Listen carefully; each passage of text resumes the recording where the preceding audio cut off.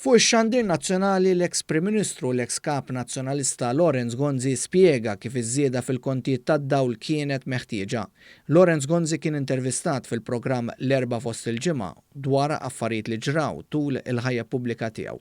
Gonzi li kien qal li vvota bil-qalb biex ma joħsux il-kontijiet tad-dawl wassal messaġġ li żieda fil-kontijiet tad-dawl ħallit il-frott.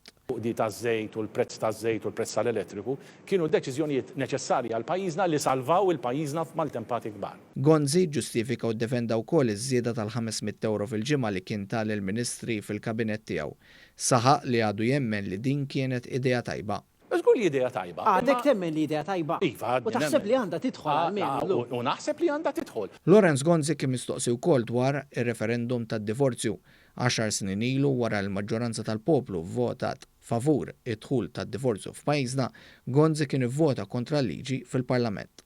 Minkejja dan il-fatt, Gonzi li fil-programm anki ġibet il-linja tal-Kap Nazzjonalista preżenti Bernard Grech qal li hu ma waqqafx id-dħul tal-liġi li daħlet biss bis-saħħa tal-vot favur mid-deputati Laburisti li kienu fl-oppożizzjoni u xi deputati li kienu fuq in-naħa tal-gvern ta' dak iż-żmien. Il-liġi tad-divorzju ġiet dibattuta fi żmieni, għaddiet mill-Parlament bl-emendi fi żmieni u bl-ebda mod ma waqqafta, però jiena l-pożizzjoni tiegħi għal dak li huwa personali tiegħi ma ksirtix, ma morx kontra tagħha.